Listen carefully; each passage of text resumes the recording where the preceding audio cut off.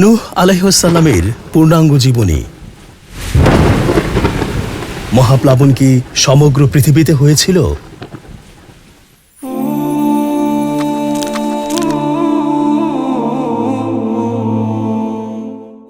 আসসালামু আলাইকুম ওয়া রাহমাতুল্লাহ। প্রিয় দর্শক, গত পর্বে আমরা নূহ আলাইহিসসালামের মূর্তি পূজা ও মাজার পূজার বিরুদ্ধে 850 বছর ব্যাপী দাওয়াত, মহাপ্লাবনের হুঁশিয়ারি ও প্রস্তুতি এবং নৌকায় ওঠা মানুষ ও প্রাণীকুলের সংখ্যা ইত্যাদি নিয়ে আলোচনা করেছিলাম। আজকের পর্বে মরুভূমিতে প্লাবনের পানি এলো কোত্থেকে, নৌকা অবতরণের স্থান, এ ব্যাপারে আধুনিক প্রত্নতাত্ত্বিক গবেষণার ফলাফল এবং নূহ আলাইহিসসালামের জীবনী থেকে শিক্ষণীয় বিষয় নিয়ে বিস্তারিত আলোচনা করব ইনশাআল্লাহ। মরুভূমিতে প্লাবনের পানি এলো কোত্থেকে? প্রিয় দর্শক, আপনাদের নিশ্চয় মনে আছে, গত পর্বে আমরা আলোচনা করেছিলাম আল্লাহ তাআলা নূহ আলাইহিসসালামকে মহাপ্লাবন থেকে বাঁচার জন্য নৌকা বানাতে নির্দেশ দিয়েছিলেন এবং জিবরিল আলাইহিসসালামের মাধ্যমে কাঠ জোড়া লাগিয়ে নৌকা বানানোর কৌশলও শিখিয়ে দিয়েছিলেন। জিবরিল আলাইহিসসালামের শেখানো কৌশল অনুযায়ী নূহ আলাইহিসসালাম দীর্ঘদিন ধরে নৌকা বানাতে লাগলেন। এটা দেখে তার কওমের লোকেরা হাসাহাসি করত, তাকে নিয়ে ঠাট্টা করত। মরুভূমিতে নৌকা ভাসাবে কোথায়, তাই তারা আসা যাওয়ার পথে এটা নিয়ে টিটকারি করত। কিন্তু নূহ আলাইহিসসালাম তো নিশ্চিতভাবে জানতেন মহাপ্লাবন আসতে চলেছে, তাই তিনি এসব বিদ্রূপ সহ্য করতেন। মাঝে মাঝে বলতেন, তোমরা যদি আল্লাহর গজব নিয়ে ঠাট্টা করো, তাহলে আমরাও তোমাদের মূর্খতা নিয়ে ঠাট্টা করছি। সে যাই হোক, তিনি কাঠ এবং কাঠ সংযুক্তকারী বস্তু দিয়ে এমনভাবে নৌকা বানালেন যাতে মানুষ থাকতে পারবে, আবার পশু পাখিও আলাদা আলাদা ভাবে থাকতে পারবে। এরকম একটি নৌকা বানিয়ে এবং সঙ্গী সাথীদের প্রস্তুত রেখে তিনি আলামতের জন্য অপেক্ষা করতে থাকেন। আল্লাহ তাআলা তাকে জানান, মহাপ্লাবনের আলামত হলো চুলার ভেতর দিয়ে ভূগর্ভস্থ পানি উপরে ওঠা শুরু করবে এবং মুষলধারে বৃষ্টি হতে শুরু করবে। আপনি যখন দেখবেন চুলা দিয়ে পানি উঠতে শুরু করেছে, তখন নিশ্চিত হয়ে যাবেন এটাই সেই মুহূর্ত। তখন আপনি পরিবার পরিজন, ইমানদার এবং একজোড়া করে প্রাণী নিয়ে নৌকায় উঠে যাবেন। অবশেষে আল্লাহর ঘোষণা মতো একদিন নূহ আলাইহিসসালাম দেখতে পেলেন তার বাড়ির চুলার নিচ থেকে পানি ওঠা শুরু করেছে। ইরশাদ হচ্ছে, হাত্তা ইযা জাআ আমরুনা ওয়া ফারাত-তান নূর قل نحمل فيها من كل زوجين اثنين وأهلك إلا من سبق عليه القول ومن آمن وما آمن معه إلا قليل। অবশেষে যখন আমার হুকুম এসে পৌঁছালো এবং চুলার নিচ থেকেও পানি উথলে উঠল, তখন আমি বললাম, সর্বপ্রকার জোড়ার 2টি করে এবং পূর্ব থেকে যাদের ধ্বংসের সিদ্ধান্ত হয়ে গেছে তারা ব্যতীত আপনার পরিবার ও ইমানদারগণকে নৌকায় তুলে নিন। বলা বাহুল্য, অতি অল্প সংখ্যক লোকই তার সাথে ঈমান এনেছিল। প্রিয় দর্শক, লক্ষ্য করে শুনুন, এ আয়াতে একটি বিশেষ শব্দ আছে। শব্দটি হলো তান্নুর। তান্নুর বলা হয় মূলত উনুন বা চুলাকে। চুলা সাধারণত বাড়ির উঁচু জায়গায় অবস্থিত থাকে। উঁচু জায়গায় অবস্থিত চুলার নিচ থেকে পানি বের হওয়া একটা অস্বাভাবিক ব্যাপার, তাই এটাকে গজবের আলামত বলা হয়েছে। অর্থাৎ এটি ছিল প্লাবনের প্রাথমিক আলামত। একদিন সকালে নূহ আলাইহিসসালামের বাড়ির চুলা থেকে পানি উথলে ওঠে। এটা দেখে নূহ আলাইহিসসালাম বুঝতে পারেন গজব ধেয়ে আসছে। খোদাই গজব ধেয়ে আসতে লাগলো। আস্তে আস্তে পানির পরিমাণ বাড়তে লাগলো। এখন প্রশ্ন হলো, মরুভূমির মতো নদীবিহীন এলাকায় পানি এলো কোত্থেকে? আল কোরআনের বর্ণনা অনুযায়ী এ সময় 2 ভাবে পানি উঠেছিল। এক, এ সময় মুষলধারে বৃষ্টি হয়েছিল, যেমন আল্লাহ তাআলা বলেন, ففتحنا أبواب السماء بماء منهمر। তখন আমি প্রবল বৃষ্টিপাতের মাধ্যমে আকাশের দুয়ার সমূহ খুলে দিলাম। 2, পার্শ্ববর্তী সাগর, নদী ও ভূগর্ভস্থ পানি ওপরে উঠতে থাকে, যেমন আল্লাহ তাআলা বলেন, وفجرنا الأرض عيونا فالتقى الماء على أمر قد قدر। এবং ভূমি থেকে প্রবাহিত করলাম নদী সমূহকে, অতঃপর উভয় পানি মিলিত হলো একটি পূর্ব নির্ধারিত কাজে। অর্থাৎ অবিরাম ধারায় বৃষ্টিপাত এবং সুনামির মতো জলোচ্ছ্বাসের কারণে তখন প্রবল বন্যা দেখা দেয়। তাহলে দেখা যাচ্ছে মহাপ্লাবনের সময় ভারী বৃষ্টিপাত, জলোচ্ছ্বাস এবং ভূগর্ভস্থ পানি একত্রিত হয়ে উক্ত এলাকায় প্রবল বন্যা সৃষ্টি করে। এ সময় নূহ আলাইহিসসালাম পরিবার পরিজন, ইমানদার ব্যক্তিবর্গ এবং পশু পাখি নিয়ে আল্লাহর নামে নৌকায় উঠে পড়েন। وقال اركبوا فيها بسم الله مجريها ومرساها إن ربي لغفور رحيم। তিনি তাদের বললেন, তোমরা এতে আরোহণ করো, আল্লাহর নামেই শুরু হোক এর ভেসে চলা এবং গন্তব্যে পৌঁছে যাওয়া। নিশ্চয় আমার পালনকর্তা মহাপরিত্রাণদাতা, অতি দয়ালু। তারা যখন নৌকায় উঠে পড়েন, আস্তে আস্তে সারা শহর পানিতে সয়লাব হয়ে গেল। মাঠ ঘাট সবকিছু পানিতে তলিয়ে যেতে শুরু করলো। বন্যার পানি এত বেশি বেড়ে গেল যে সেটা পাহাড়ের চূড়াও ছাড়িয়ে গেল। এই বিপুল পানিতে তৈরি হয় বিশাল বিশাল ঢেউ। পাহাড় সম সেই ঢেউয়ের মাঝে ছুটে চলল নূহ আলাইহিসসালামের নৌকা। নৌকা তাদের বহন করে চলল।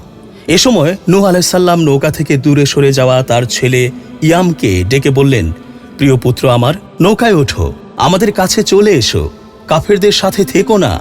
সে বলল, কিছুক্ষণের মধ্যে আমি পাহাড়ে পৌঁছে যাব, সেখানে আশ্রয় নেব, যা আমাকে পানিতে ডুবে যাওয়া থেকে রক্ষা করবে। নূহ আলাইহিসসালাম বললেন, আল্লাহর রহম না করলে আজকের এই আযাব থেকে কেউ কাউকে বাঁচাতে পারবে না। নূহ আলাইহিসসালাম যখন পুত্রকে বাঁচানোর শেষ চেষ্টা করছিলেন, শেষবারের মতো প্রাণপণে ছেলেকে পরিস্থিতির ভয়াবহতা বোঝাতে চেষ্টা করছিলেন, তখন বিশাল এক ঢেউ ওঠে। বিশাল তরঙ্গ পিতা পুত্রের মাঝে আড়াল হয়ে দাঁড়ায়। নূহ আলাইহিসসালাম আর তাকে বাঁচাতে পারলেন না, সে পানিতে ডুবে গেল। নৌকা অবতরণের স্থান। প্রিয় দর্শক, পুত্র শোকের বোঝা নিয়ে নূহ আলাইহিসসালাম ব্যথিত মনে বসে থাকলেন। নৌকা চলতে লাগলো। একটা সময় এসে আল্লাহ আদেশ করলেন, হে পৃথিবী, তোমার পানি গিলে ফেলো, হে আকাশ, ক্ষান্ত হও। আল্লাহর এই আদেশের ফলে পানি কমতে শুরু করল। ইতোমধ্যে নির্ধারিত শাস্তির ফলে যা হওয়ার তা হয়ে গেল। কাফিররা সমূলে ধ্বংস হয়ে গেল। তাই এবার জুদি পাহাড়ে এসে নৌকা ভিড়ল। এভাবে নূহ আলাইহিসসালামের নৌকা যখন জুদি পাহাড়ে এসে ভিড়ল, তখন আল্লাহ ঘোষণা করলেন, قيل يا نوح اهبط بسلام منا وبركات عليك وعلى أمم ممن معك وأمم سنمتعهم ثم يمسهم منا عذاب أليم। হে নূহ, নিরাপদে অবতরণ করুন। আমার পক্ষ হতে আপনি এবং আপনার সঙ্গে থাকা সম্প্রদায়ের উপর বরকত অবতীর্ণ হোক। পৃথিবীতে অন্য কারো যে সকল সম্প্রদায় রয়েছে, আমি তাদেরকেও আমার নেয়ামত দ্বারা উপকৃত হতে দেব। কিন্তু তারা যদি অবাধ্য হয়, তবে আমার পক্ষ থেকে যন্ত্রণাদায়ক শাস্তি তাদেরকেও স্পর্শ করবে। প্রিয় দর্শক, যদি পাহাড়ে নৌকা ভেড়ার পর ওই এলাকা থেকে আস্তে আস্তে পানি নেমে যায়। এবার নূহ আলাইহিসসালাম পরিবার পরিজন এবং ইমানদারগণকে সঙ্গে করে পাহাড়ের নিচে নেমে এলেন। আব্দুল্লাহ ইবনে আব্বাস রাদিয়াল্লাহু আনহু এর সূত্রে বর্ণিত, নূহ আলাইহিসসালামের সাথে যারা ছিলেন তাদের মোট সংখ্যা ছিল 80 বা 80 জন। তাই প্লাবনের পর তারা ইরাকের যে স্থানটিতে বসতি স্থাপন করেন, তা 80 বা 80 জনের বসতি নামে বিখ্যাত হয়ে যায়। এই পাহাড়টি আজও ওই নামেই পরিচিত। এটি নূহ আলাইহিসসালামের মূল আবাসভূমি ইরাকের মুসেল নগরীর উত্তরে বর্তমান ইবনে ওমর দ্বীপের অদূরে আর্মেনিয়া সীমান্তে অবস্থিত। আসলে এটি একটি পর্বতমালার অংশবিশেষের নাম। এর অপর এক অংশের নাম আরারাত পর্বত। প্রাচীন ইতিহাস গ্রন্থগুলোতে বলা হয়, ইরাকের বিভিন্ন স্থানে উক্ত নৌকার ভগ্নাবশেষ বা টুকরা অনেকের কাছে সংরক্ষিত আছে, যা বরকত মনে করা হয় এবং বিভিন্ন রোগ ব্যাধিতে আরোগ্যের উদ্দেশ্যে ব্যবহার করা হয়। তবে এসবের কোনো প্রমাণ পাওয়া যায় না। মহাপ্লাবন কি সমগ্র পৃথিবীতে হয়েছিল? প্রিয় দর্শক, এতক্ষণ আমরা আল কোরআনের বিবরণ অনুযায়ী সংক্ষিপ্তভাবে নূহ আলাইহিসসালাম ও তার সম্প্রদায়ের ঘটনা বর্ণনার চেষ্টা করেছি। মূলত আমাদের প্রিয় নবী মুহাম্মদ সাল্লাল্লাহু আলাইহি ওয়াসাল্লাম যখন মাক্কী জীবনের চরম আতঙ্ক ও উৎকণ্ঠার মধ্যে দ্বীনের দাওয়াত দিচ্ছিলেন, তখন আল্লাহ তাআলা নূহ, হুদ, সালেহ, ইব্রাহিম, লূত, শুআইব ও মূসা আলাইহিসসালাম প্রমুখ বিগত নবী রাসূলগণের ঘটনা বর্ণনা করেন। দ্বীনের দাওয়াত দেওয়ার ক্ষেত্রে তারা সে সময়ের মানুষের কাছ থেকে কী ধরনের বাধার সম্মুখীন হয়েছেন তা বর্ণনা করেন। এবং এর মাধ্যমে রাসূলুল্লাহ সাল্লাল্লাহু আলাইহি ওয়াসাল্লাম ও সাহাবায়ে কিরামকে সান্ত্বনা প্রদান করেন। কোরআনুল কারীম অবতীর্ণ হওয়ার পূর্বে মানুষ নূহ আলাইহিস সালামের সময়কার সঠিক ইতিহাস জানত না। কোরআনুল কারীমের মাধ্যমেই মানুষ ওই সময়ের সঠিক ইতিহাস জানতে পেরেছে, বিশেষ করে মহাপ্লাবনের সঠিক ইতিহাস জানতে পেরেছে। তাই মহাপ্লাবনের একটি বিষয় এখানে উল্লেখ করা দরকার। অনেকে মনে করেন নূহ আলাইহিস সালামের সময় সমগ্র পৃথিবীতে প্লাবন হয়েছিল, সেই প্লাবনে সারা পৃথিবী ডুবে গিয়েছিল, সুতরাং সারা পৃথিবীর মানুষ এবং প্রাণীও তখন মারা যায়। এ কথাটি কি সঠিক? আল কোরআনের বর্ণনায় দেখা যায় নূহ আলাইহিস সালাম এবং মহাপ্লাবন সম্পর্কে যতগুলি আয়াত রয়েছে, কোনো আয়াতে এমন কোনো শব্দ নেই যা থেকে বোঝা সম্ভব সারা পৃথিবীতে প্লাবন হয়েছে। বরং আল কোরআনে বলা হয়েছে, ولقد أرسلنا نوحا إلى قومه إني لكم نذير مبين। অবশ্যই আমি নূহকে তার জাতির প্রতি প্রেরণ করেছি। তিনি বললেন, নিশ্চয়ই আমি তোমাদের জন্য প্রকাশ্য সতর্ককারী। এই আয়াতে নূহ আলাইহিস সালামকে সমগ্র পৃথিবীবাসীর প্রতি প্রেরণ করার কথা বলা হয়নি, বরং তাকে শুধুমাত্র তার সম্প্রদায়ের নিকট প্রেরণ করার কথা বলা হয়েছে। এমনিভাবে সমগ্র আল কোরআন বিশ্লেষণ করলে দেখা যায় কোথাও এমন কোনো আয়াত নেই যেখানে বলা আছে সমগ্র পৃথিবী জুড়ে প্লাবন হয়েছিল। তাছাড়া প্রত্নতাত্ত্বিক গবেষণায়ও সেকালে সমগ্র পৃথিবীতে জুড়ে বন্যা হওয়ার কোনো প্রমাণ পাওয়া যায় না, বরং বিভিন্ন ফসিল বিশ্লেষণ থেকে অনুমান করা যায় প্রাচীনকালে একটি প্লাবন হয়েছিল, কিন্তু সেটা সমগ্র পৃথিবী জুড়ে নয়, বরং মেসোপটেমিয়া বা বর্তমান ইরাক, তুরস্ক, সিরিয়া ও মিশরের কিছু এলাকায় এ বন্যা হয়েছিল। তাই বলা যায় নূহ আলাইহিস সালামের মহাপ্লাবন সারা দুনিয়া জুড়ে হয়নি, হয়েছিল কয়েকটি সম্প্রদায়ের ওপর, যা তাদের বসবাসের এলাকা অথবা পার্শ্ববর্তী কিছু এলাকা পর্যন্ত ছড়িয়ে গিয়েছিল। কিছু আধুনিক মিডিয়া থেকে নূহ আলাইহিস সালামের নৌকা অনুসন্ধানের খবর পাওয়া যায়। এসব মিডিয়ার মতে নূহ আলাইহিস সালামের সময়কার প্লাবন সম্পর্কে যথেষ্ট প্রমাণ রয়েছে। শুধু তাই নয়, বরং নৌকারও সন্ধান পেয়েছে চীনা ও তুর্কি প্রত্নতাত্ত্বিক দল।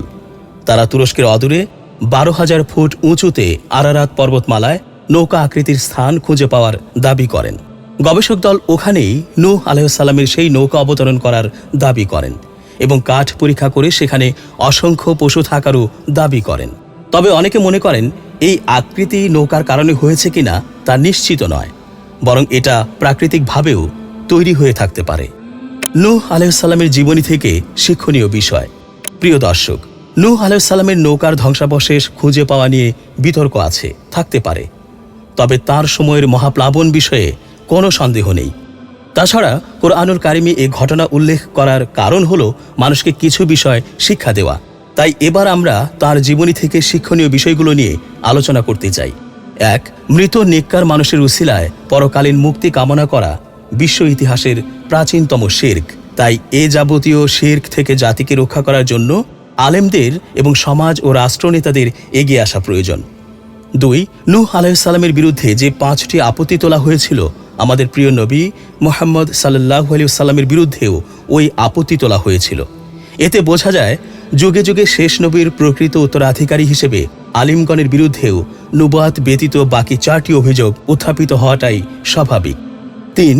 নূহ আলাইহিস সালাম যেমন দীর্ঘকাল নির্যাতন ভোগ করা সত্ত্বেও উম্মাহর হিদায়াতের ব্যাপারে নিরাশ হননি, তেমনি আলেমগণেরও উম্মাহর বিষয়ে নিরাশ হওয়া উচিত নয়। 4. নবীপুত্র হওয়া সত্ত্বেও ইয়াম যেমন নাজাত লাভে ব্যর্থ হয়েছে, তেমনি এ যুগেও হওয়া সম্ভব। 5. ইমানদারগণের বিরুদ্ধে বিশ্ব ইতিহাসের প্রথম অভিযোগ হল তারা সমাজের দিনহীন ও স্বল্পবুদ্ধির লোক। এ যুগেও এমন অভিযোগ আসতে পারে, তবে মনে রাখতে হবে আল্লাহর নিকট ইমানদারের মর্যাদা সর্বাপেক্ষা বেশি, যদিও সে দিনহীন ও গরিব হয়। 6. ইমানহীন সমাজ নেতা ও ধনী লোকদের খুশি করার জন্য ইমানদার গরিবদের দূরে সরিয়ে দেওয়া যাবে না। 7. সমাজ নেতাদের পথভ্রষ্টতার কারণেই দেশে আল্লাহর গজব নেমে আসে, অতএব তাদেরই সবার আগে হুঁশিয়ার হওয়া উচিত। 8. বিপদ থেকে মুক্তি পাওয়ার জন্য দোয়ার সাথে সাথে সাধ্যমতো বাস্তব প্রচেষ্টা চালাতে হয়, যেমন নূহ আলাইহিস সালাম দোয়াও করেছেন, আবার নৌকাও তৈরি করেছেন। 9. আল্লাহ তাআলা নবী রাসূলদের মাধ্যমে যুগে যুগে বিভিন্ন শিল্পকর্মের সূচনা করেছেন, যেমন আদম আলাইহিস সালামের মাধ্যমে কৃষিকর্ম ও চাকার প্রচলন করেছেন এবং নূহ আলাইহিস সালামের মাধ্যমে জাহাজ শিল্পের সূচনা করেছেন। 10.